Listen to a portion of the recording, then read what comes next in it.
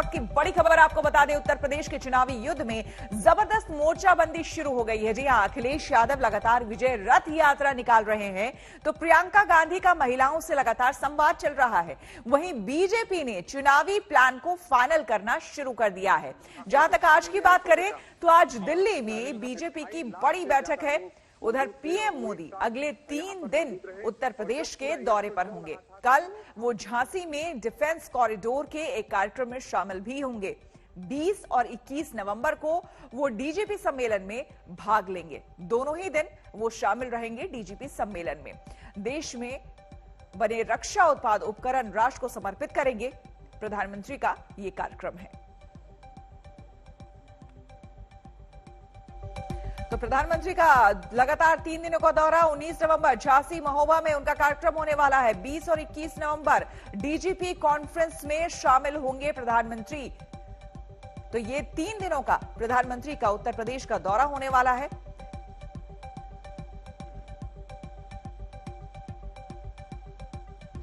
दिल्ली से हमारे संवाददाता मोहित शर्मा हमारे साथ जुड़ गए हैं ज्यादा जानकारी के साथ। मोहित, एक तरह से कह दिया जाए बिगुल तो चुनाव का, विधानसभा चुनाव का बहुत पहले ही बीजेपी और तमाम राजनीतिक पार्टियां बजा चुकी हैं, लेकिन अब जो तस्वीर दिख रही है उसमें यह लग रहा है कि पूरी तरह से पूरी ताकत को झोंक दिया जाए, चाहे वो बीजेपी हो, एसपी हो या दूसरी पार्टियां। ऐसे में प्रधानमंत्री का यह दौरा काफी अहम।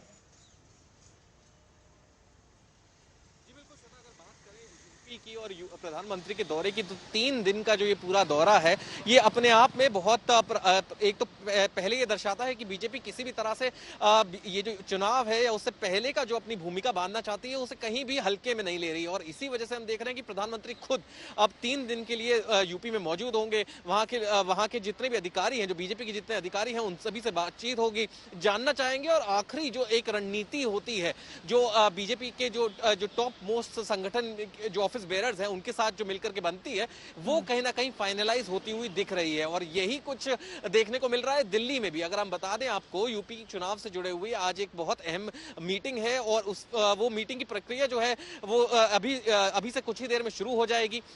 जो अहम नेता हैं बीजेपी के, जो यूपी से आते हैं, चाहे हम बात करें राधा मोहन सिंह की, चाहे हम बात करें स्वतंत्र देव सिंह की, वो ऑलरेडी यहाँ पर आ चुके हैं दिल्ली में बीजेपी के ऑफिस में। और इसी के साथ अभी आना बाकी है जेपी नड्डा जो अध्यक्ष है भारतीय जनता पार्टी के, उनका। और उसी के साथ यहां पर भी एक मीटिंग का दौर जो है वो शुरू हो जाएगा।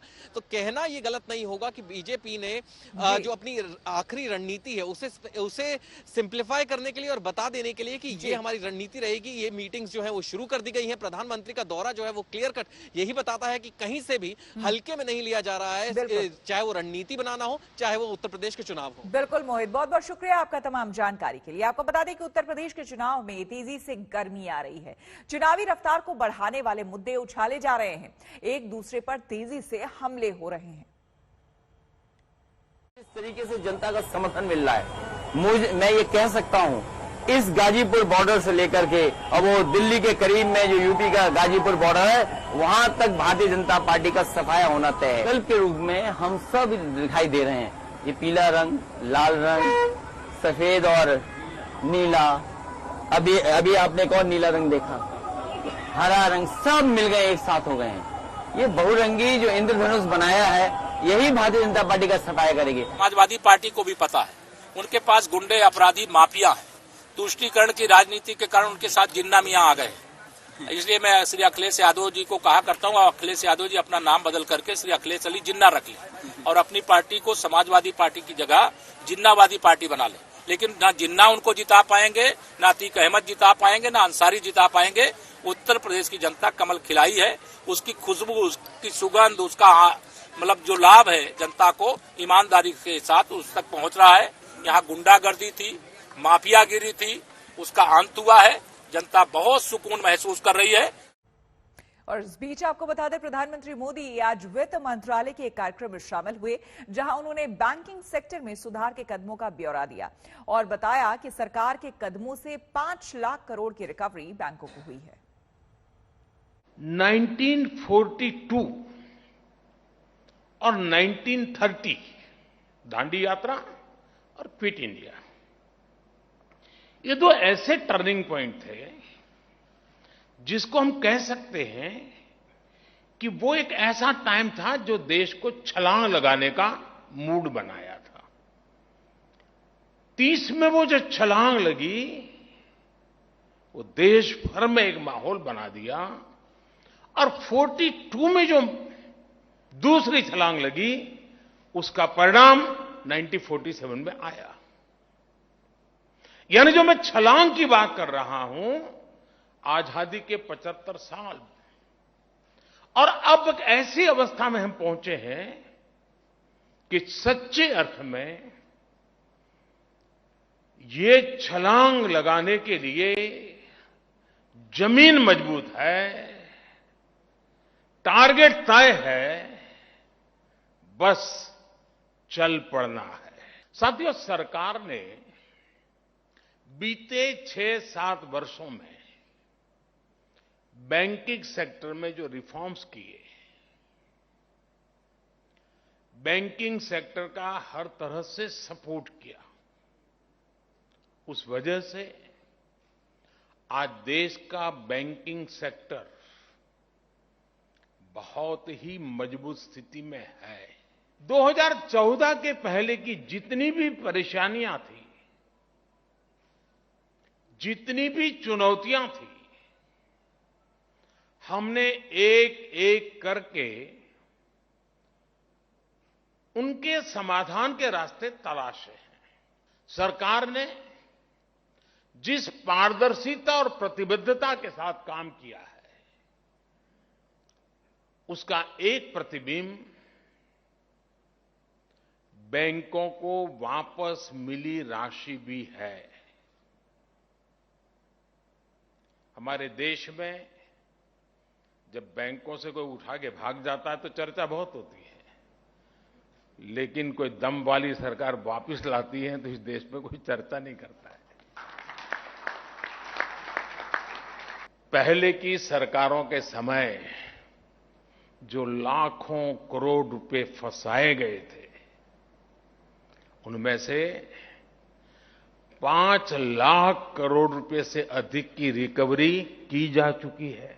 सोच बनी हुई थी, बैंक हमारी ही है, बैंक में जो है वो भी हमारा ही है, वहां रहे या मेरे यहां रहे, क्या फर्क पड़ता है।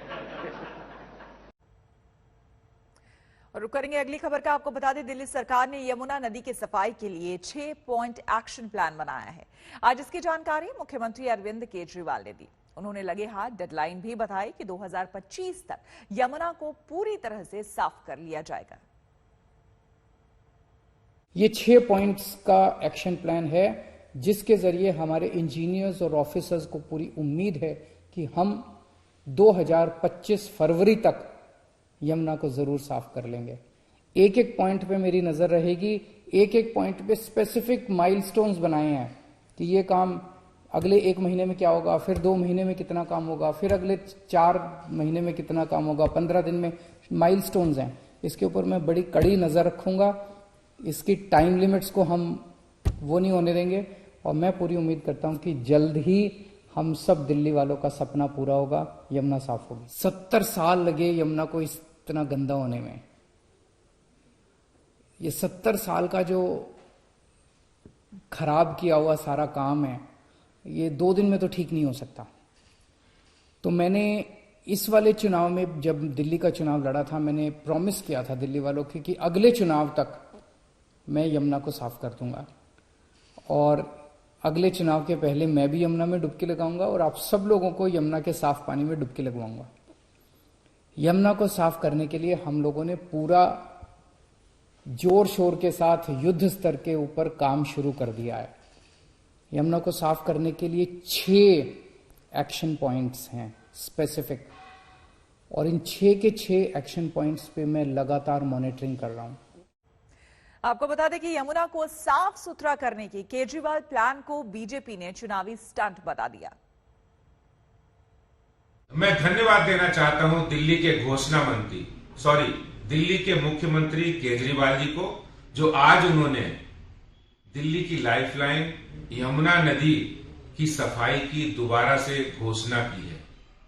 मैं आपको याद दिलाना चाहता हूं कि आज से 7 वर्ष पहले 2013 में और फिर 2014 में, फिर 2015 में और उसके बाद 2017, 2019 और 20 में दिल्ली के मुख्यमंत्री साहब ने यही घोषणा की थी, यही दोहराया था कि हम यमुना जी को साफ करेंगे, दिल्ली का हर नागरिक उसमें डुबकी लगाएगा और वो लंदन की टेम्स नदी जैसी साफ हो जाएगी। मुख्यमंत्री ने आज एक बार फिर दिल्ली की जनता से झूठ बोला है। आज फिर वो एक बार वादा दोहरा रहे हैं अपना, जो उन्होंने पिछले 6 साल में 6 बार वादा किया है कि दिल्ली की यमुना को वो साफ करके दिखाएंगे और अगले चुनाव से पहले उसको साफ करेंगे। जनता को जब जहरीला सांसें हम ले रहे हैं और हम जहरीला पानी पी रहे हैं, इस वक्त चुनावी पर्यटन में दिल्ली के मुख्यमंत्री गायब रहते हैं और एक बार फिर झूठा वादा जनता को बरगलाने के लिए वो फिर वो वादा कर रहे हैं कि हम यमुना को साफ करेंगे।